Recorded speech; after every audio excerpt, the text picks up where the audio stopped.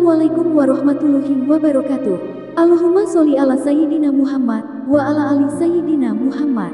Pemirsa yang dirahmati Allah, marilah kita simak ceramah dari Ustadz Adi Hidayat dengan tema Iman selalu berbanding lurus dengan amal soleh. Sebelumnya marilah kita perbanyak sholawat minimal 1000 kali sehari, agar hidup kita penuh barokah dan mendapatkan syafaat kelak. Selamat menyaksikan. Takwa itu implementasinya sikap, perilaku, bukan amin. Jadi ujung kepala sampai dengan ujung kaki. Karena di dalam Al-Quran, sifat takwa itu sifatnya menyeluruh. Holistik, komprehensif. Jadi ada takwa yang membimbing pikiran kita.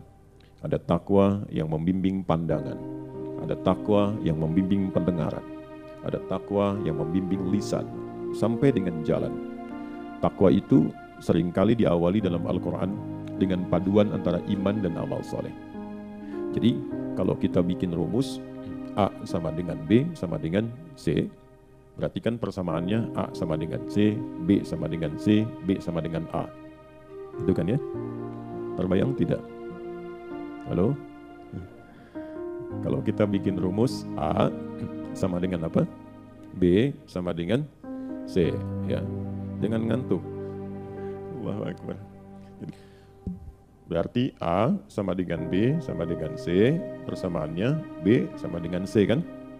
A juga sama dengan C kan? Nah, sekarang kita praktekkan ini ke rumus Al-Quran. Nah, di Quran tuh begini. Kalau ini kita tuliskan iman, ya. Ini spidolnya lelah beramal saat Ramadan. Iman sama dengan amal soleh, sama dengan takwa. Nah, ini sudah rumus. Iman sama dengan amal soleh, sama dengan apa? Takwa.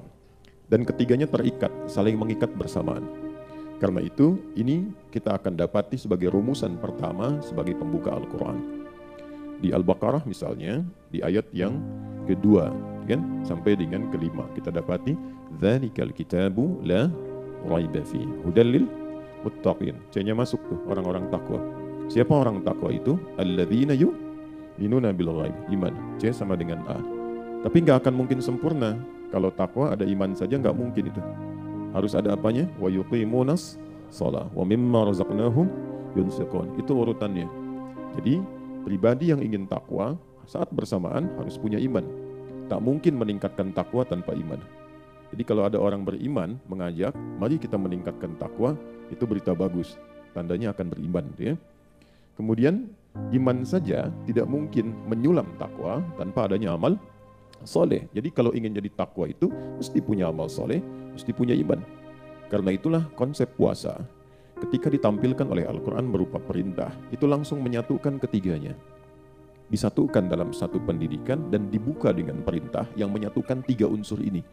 Jadi pasca puasa, kita harus menemukan ketiganya ini terpatri dalam jiwa kita, terimplementasikan dalam perilaku kehidupan kita.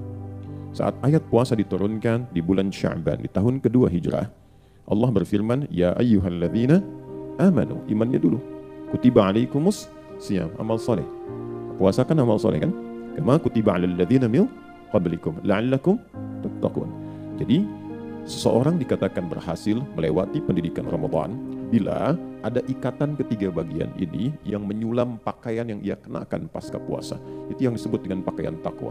Walibasut taqwa dzalika khair. Demikian di surat Al-A'raf disampaikan. Nah, kalau kita ingin mengecek berhasil atau tidak menjadi pribadi yang bertakwa, tinggal cek ini dua nih. Ada iman dan amal solehnya enggak? Nah, amal itu menjadi soleh jika dibimbing oleh iman. Kalau tidak ada iman, maka amalnya tidak disifati dengan soleh. Amal saja. Jadi dia nggak punya nilai di sisi Allah, netral saja menjadi amal. Walaupun pekerjaan yang dilakukan menurut manusia disebut baik. Amal itu pekerjaan, aktivitas. Ya, menatap, memandang aktivitas, mendengar aktivitas, memberi, membantu aktivitas. Ada orang sering berdonasi, bantu perbaiki jalan misalnya kan, diperbaiki supaya tidak banyak dicek ya, kemudian diperbaiki, dibagusin gitu kan, orang nyaman lewat. Kenapa tertawa? Jadi dia bantu sampai jadi bagus lagi, orang senang lewat, alhamdulillah kita bersyukur kan. Tapi ketika dia membantu misalnya tanpa iman, dia bantu saja supaya orang bisa lewat, bisa bagus. Baik tidak perbuatannya? Baik. Soleh tidak? Belum tentu.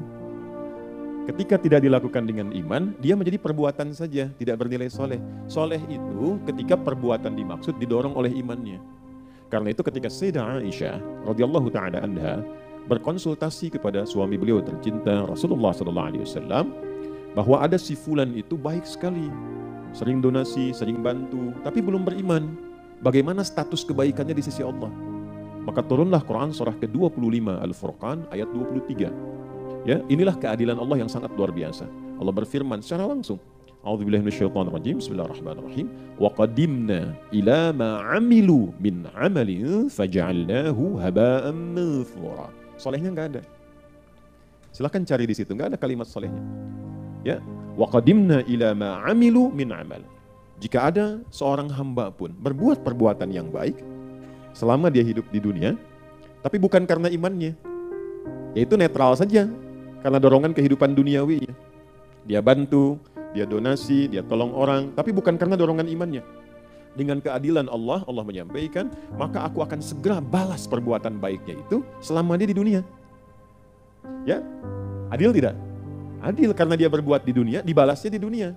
Kan iman itu pembuka kunci akhirat. Kita itu beriman karena yakin dengan akhirat. Kalau tidak yakin, ya untuk apa kita menunaikan sholat? Untuk apa kita puasa? Kan kita berharap di situ ada kumpulan kebaikan yang akumulasinya berupa pahala, dibawa bekal pulang kan? Nah itulah kuncinya iman ada di situ. Itu perbedaannya berbuat untuk dunia dan menyiapkan bekal untuk akhirat. Tapi keadilan Allah menjadikan sekalipun seseorang berbuat baik tapi tidak didorong oleh imannya, maka tetap dibalas dengan hukum dunianya. Jelas? Maka dibalas, dia mendapatkan apresiasi, dia mendapatkan perhatian dari orang banyak, mungkin bertambah kemudian ya hal-hal yang mendorong dia sukses dalam pekerjaan dunianya, gitu. Ya, faja'alnahu haba'an manthura. Namun di akhirat Allah juga harus adil. Masa orang berbuat di dunia mendapatkan balasan akhirat? Itu menunjukkan tak adil. Ya, kalau orang berbuat untuk akhirat dibalas di akhirat. Orang berbuat untuk di dunia dibalas di dunia.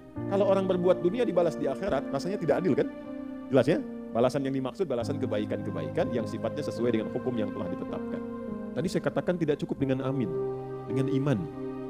Ya kan? Tidak cukup dengan apa? Amin. Dimulai dengan apa? Iman. Nah, menjadi takwa, iman itu akan membimbing setiap amal yang ada dalam perilaku tubuh kita menjadi soleh. Pernah saya sampaikan begini, ini dimulai dari atas yang cepat, mata misalnya kan. Mata itu fungsinya apa? Melihat kan? Nah itu baru amal. Karena ketika melihat netral.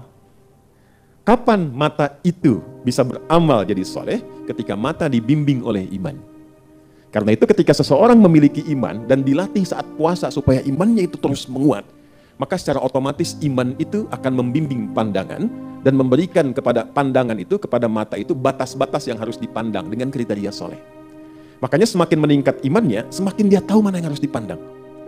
Contoh misalnya, Quran surah Cahaya sama dengan nama masjidnya An-Nur. Kan? Surah ke-24 ayat 30 untuk laki-laki, ayat 31 untuk perempuan.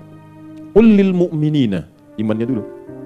Muhammad SAW viralkan pada semua insan beriman, yang laki-laki, yaghuddu min absarihim. Perhatikan baik-baik. Jaga pandangan dia. Jaga pandangannya. Jadi orang kalau sudah memiliki iman, itu pandangan pasti terjaga. Bukan gak boleh lihat, silahkan dilihat. Tapi ketika apa yang dilihat bermasalah menurut imannya, dia pasti akan palingkan. Gitu. Contoh, ada yang terkait dengan aurat. Aurat itu sesuatu yang terbuka, yang bila terlihat gak enak dilihat. Makanya ditutup. Aurat itu bukan tertutup, aurat itu yang terbuka, yang tak layak untuk dilihat. Makanya ketika kelihatan, tidak nyaman untuk dilihat. Nah iman itu punya standar. Jadi begitu melihat sesuatu yang tak baik menurut iman, itu otomatis semakin tinggi imannya, semakin dia cepat memalingkan. Begitu terlihat, dia akan langsung palingkan. Bagi yang tidak punya iman, dia merasa biasa saja. Dan itu nggak ada rasa di hatinya. Ya, Anda ke Amerika, ke Eropa, ada beda keyakinan misalnya. Ya, ada yang belum memiliki iman, bagi dia pakaian terhormat biasa saja. Yang penting bagi dia merasa nyaman. Mungkin aurat terbuka dan sebagainya. Standarnya memang standar kehidupan budaya. Tapi bagi orang punya iman tidak. Ada sesuatu yang tak boleh dilihat. Itu aurat yang tak layak tampak. Pertama kan salah lihat ya. Ibu juga sama ayat 31-nya. Wa qul lil mu'minati yaghuddna min absarihinna. Itu hal pertama yang paling pokok. Nanti turun dari mata turun ke mulut dulu, masa langsung ke hati. Ya, ke lisan dulu. Banyak persoalan nih. Dari mata turun ke lisan, langsung ke hati aja. Ya, turun ke lisan, pindah ayat Quran surah 49 misalnya, ayat 11 sampai 12. Ya ayyuhalladzina amanu la yasraqa minkum. Hei orang-orang yang beriman, gunakan lisanmu pada yang baik-baik untuk bertutur. Jangan saling mencela. La yaghtab ba'dukum ba'dha. Jangan bikin hoax. Jangan berselisih. Jangan saling merendahkan. Tuh. Coba dicek selama puasa kita latihan kan ya? Ya, supaya menjaga lisan. Pasca puasa berubah nggak itu? Sampai ke ujung kaki. Jadi kalau baru selesai puasa sudah ribut, sudah berselisih, sudah rame, sudah mencela, itu pasti ada problem dalam pendidikan puasanya.